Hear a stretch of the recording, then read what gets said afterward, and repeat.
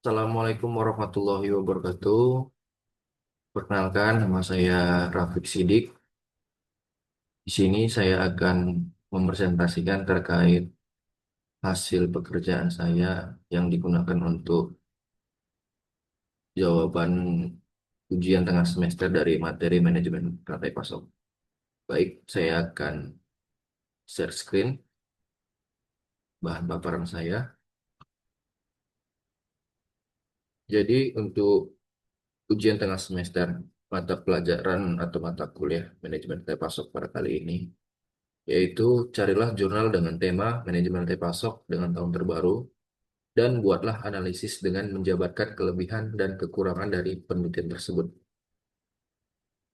Di sini saya akan menjabarkan ada 5 jurnal, menjabarkan kelebihan dan kekurangan dari masing-masing jurnal tersebut.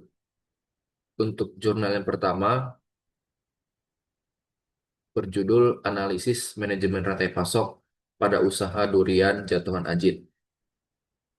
Jurnal ini ditulis oleh Anissa Dian Ayu Safira, Asih Mulyaningsi, Juarin Pancawati. Ini merupakan jurnal ilmu pertanian terdayasa, volume 6 nomor 1 tahun 2024. Untuk fokus dari jurnal ini sendiri yaitu evaluasi kinerja rantai pasok menggunakan model SCOR atau Supply Chain Operation Reference dan metode AHP atau Analytical Hierarchy Process pada usaha durian lokal di Banten. Temuan utama yang dihasilkan berdasarkan jurnal ini yaitu pengadaan dan pemenuhan pesanan menjadi prioritas utama dalam meningkatkan kinerja rantai pasok. Untuk kelebihan dan kekurangan dari jurnal ini yaitu kelebihannya yang pertama menggunakan pendekatan SCOR dan AHP yang kuat dalam analisis rantai pasok. Untuk kelebihan yang kedua, jurnal ini fokus pada produk lokal durian sehingga sangat relevan untuk pengembangan UMKM. Sedangkan untuk kekurangannya yang pertama, hasil penelitian kurang general karena hanya pada satu studi kasus. Untuk kekurangan yang kedua, tidak membahas pemanfaatan teknologi digital dalam rantai pasok. Itu tadi analisis saya terhadap jurnal yang pertama.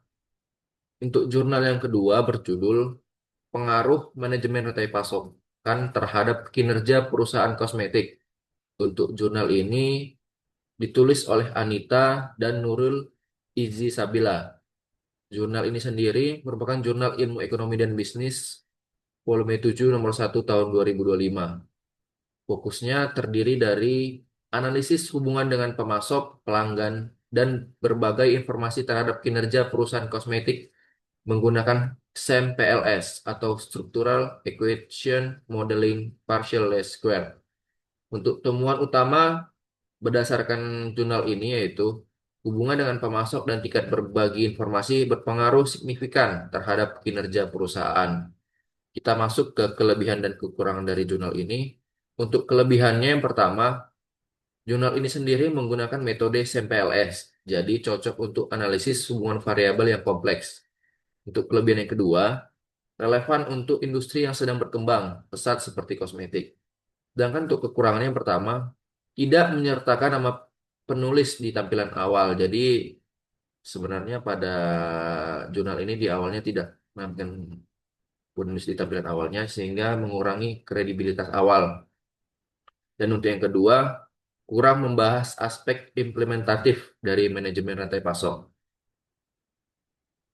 Itu tadi untuk jurnal yang kedua. Sekarang kita masuk jurnal yang ketiga berjudul Implementasi Supply Chain Management untuk meningkatkan kinerja logistik perusahaan. Jadi jurnal ini ditulis oleh Lutfah Nur Anissa, Sifah Andawiyah, Dian Putra Utama, dan Ibnu Afan. Ini merupakan jurnal dari Masarif Al-Syariah, Jurnal Ekonomi dan Perbankan Syariah, volume 9 nomor 5 tahun 2024. Untuk fokus dalam jurnal ini yaitu penerapan supply chain management terintegrasi dengan teknologi informasi dalam meningkatkan kinerja logistik perusahaan. Untuk temuan yang didapat dari jurnal ini, integrasi teknologi informasi dalam supply chain management meningkatkan keandalan, efisiensi biaya, dan fleksibilitas logistik perusahaan. Kita masuk ke kelebihan dan kekurangannya. Untuk kelebihannya yang pertama, menekankan peran teknologi informasi dalam supply chain management sehingga topik menjadi sangat aktual. Untuk kelebihan yang kedua, menyentuh aspek kinerja logistik secara langsung. Sedangkan untuk kekurangan yang pertama, beberapa bagian analisis masih bersifat deskriptif dan belum mendalam. Sedangkan untuk yang kedua, tidak disertai studi kasus spesifik yang memudahkan pembaca memahami aplikasinya. Itu tadi untuk jurnal yang ketiga. Kita masuk jurnal yang keempat. Di sini saya mengambil atau menemukan jurnal yang berjudul Analisis Rantai Pasok Jagung Pipil di PT Jatinom Indah Agri. Untuk penulis dari jurnal ini ada Atsikif Alamul Huda dan Tri Kurniastuti. Jurnal ini sendiri merupakan jurnal drafting Jurnal Ilmiah Ilmu Pertanian volume 14 nomor 2 tahun 2024. Fokus yang didapat dari jurnal ini adalah evaluasi efisiensi pemasaran dan rasio keuntungan dalam rantai pasok jagung pipil. Dan temuan yang kita dapat dari jurnal ini menemukan adanya identifikasi aliran produk finansial dan informasi dari petani hingga perusahaan serta efisiensi pemasaran. Selanjutnya kita membahas terkait kelebihan dan kekurangan dari jurnal ini. Kelebihannya yang pertama, jurnal ini sendiri fokus pada sektor pertanian atau komoditas strategis sehingga cocok untuk penelitian berbasis daerah.